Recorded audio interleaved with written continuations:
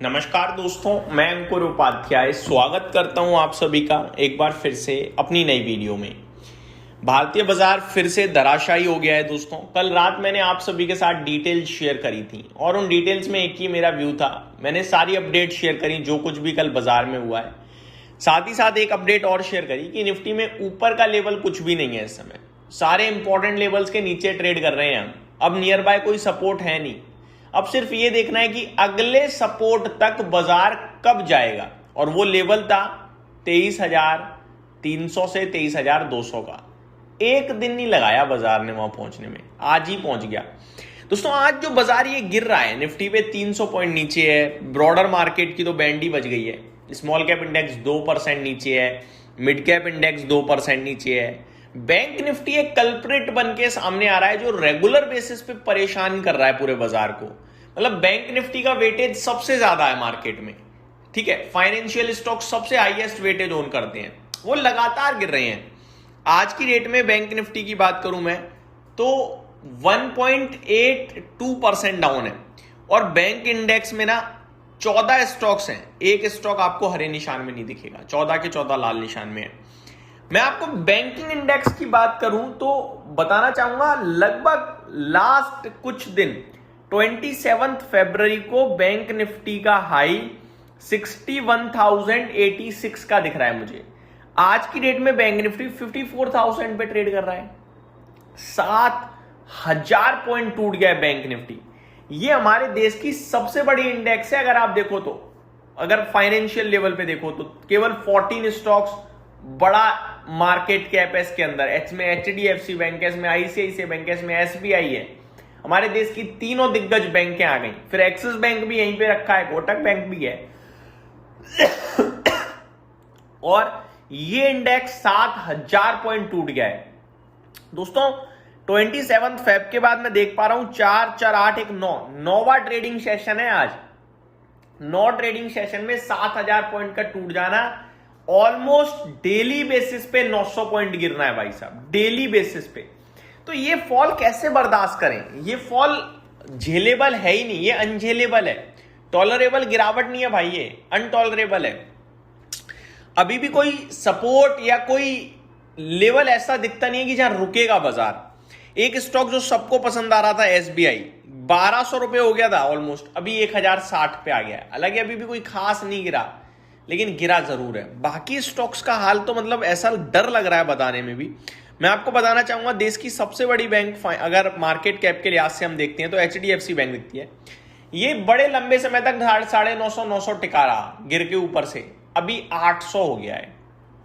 ICICI bank 1400, 1375, 1450 ये भाव था, अभी 1250 आ गया है। तो भयंकर गिरावट है। अब आता हूं मार्केट पे। आज की डेट में जो बाजार गिरा है उसके पीछे कच्चे तेल से ज्यादा इंपॉर्टेंट रोल प्ले करा है अमेरिका के बाजार ने, और जो संकेत इस समय आए हैं, कल बयानबाजी जो हुई है उसने। अमेरिकन मार्केट्स में कल भारी सेल ऑफ देखने को मिला दोस्तों। क्यों आया है? वही मैटर एस्केलेट हो रहा है क्लियरली, और बड़े लंबे समय बाद ऐसा हो रहा है जहां मार्केट प्रेसिडेंट ट्रंप के कमेंट को इंपॉर्टेंस ही नहीं दे रहा। एक्चुअली में ज्यादातर ऐसा ही होने लगता है, जब प्रेसिडेंट ट्रंप किसी के साथ 1-to-1 हो जाते हैं लड़ाई में, उसके बाद प्रेसिडेंट ट्रंप अपने आप ही अपनी बढ़ाई कर लेते हैं, अपने आप ही मैटर सॉल्व कर देते हैं, अपने आप ही एस्केलेट कर देते हैं। तो मार्केट क्या करता है कि यार ये बंदा तो कुछ भी बोल देता है, इसकी बातों पे ध्यान ही नहीं देना। मार्केट चाहता है अपोनेंट से कि वो क्लैरिटी दे कुछ। और जब अपोनेंट ने कल बोला, पहली बार इन द मीन जब से नए सुप्रीम लीडर बने हैं मोज्तबा खामेनी, उन्होंने कल फर्स्ट टाइम ऑफिशियल लेवल पे एक अनाउंसमेंट करी, और वो नेगेटिव थी, जिसके बाद बाजार में थोड़ा डर का माहौल और बढ़ गया। और आप देख सकते हैं कल अमेरिका के बाजार में क्या हश्र हुआ है। डाउ मोर देन 700 पॉइंट्स गिरकर बंद हुआ है। नेस्डेक इंडेक्स मोर देन 2%, नहीं मोर देन तो नहीं है, लेकिन 1.8% डाउन बंद हुआ है, 400 पॉइंट की गिरावट। S&P 500 1.5% नीचे बंद हुआ है। रसेल 2000 2% गिरा है। अब ये सारी चीजें देखकर एशियन मार्केट भी ट्रबल करते हुए दिखे। जापान आपके लिए 1.5% नीचे है। शंघाई आपके लिए फ्लैट टू नेगेटिव है। हैंगसेंग आधा % नीचे है। कॉस्पी 2% नीचे है।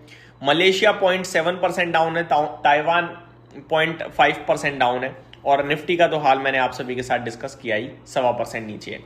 अब यहां से आगे क्या, उस पे आऊं उससे पहले रुपया, परेशानी खत्म ही नहीं हो रही है भाई साहब, हर तरफ से थप्पड़ पड़ रहे हैं। रुपया फ्रेश लाइफ लो पे आ गया है, 92.4 के पास पहुंच रहे हैं हम। $1 इक्वल्स टू अभी लगा दिया है 92.41, 92 रुपए 41 पैसे, यानी हम 93 रुपए की तरफ जा रहे हैं। समझ सकते हो किस लेवल की वीकनेस है ये, हद ज्यादा वीकनेस है। अब ऐसे में बाजार गिरे तो कैसे ना गिरे। कच्चा तेल आपका $100 पे बना हुआ है, कल डेटा बता रहा है फर्स्ट टाइम 4 साल बाद $100 प्रति बैरल के ऊपर कच्चे तेल ने क्लोजिंग दी है, फर्स्ट टाइम 4 साल बाद। नो डाउट हमने परसों $119 देखा था, लेकिन क्लोजिंग बेसिस पे नहीं आया, फर्स्ट टाइम 4 साल बाद कल क्लोजिंग बेसिस पे $100 के ऊपर निकला है। और यहां रुकेगा नहीं रुकेगा पता नहीं। हालांकि इंडिया में तेल आने लगा है, रशिया से आ रहा है, और मैं आपको बताना चाहूंगा रशिया से जो तेल आ रहा है वो $100 पे नहीं आ रहा है, वो $110-115 पे आ रहा है, प्रीमियम पे मिल रहा है इस समय में, क्योंकि तेल की सप्लाई कम हो गई है बहुत ज्यादा, तो डिमांड सप्लाई मिसमैच, ऊपर से रूट की प्रॉब्लम, वो तेल एक्सपेंसिव हो गया, थोड़ा प्रीमियम चलने लगा है।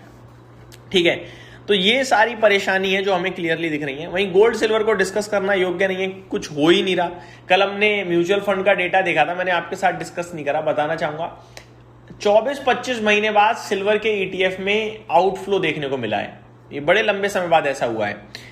अभी की करंट सिचुएशन है कि चांदी आपके लिए 1% नीचे, गोल्ड आपके लिए ½ % नीचे है। तो ये मेरी तरफ से अपडेट थी। अगली वीडियो में आप सभी के साथ आज मार्केट से रिलेटेड अपडेट्स और भी आएंगी, तो बने रहिएगा चैनल के साथ। Thank you so much for watching this video, have a great day guys.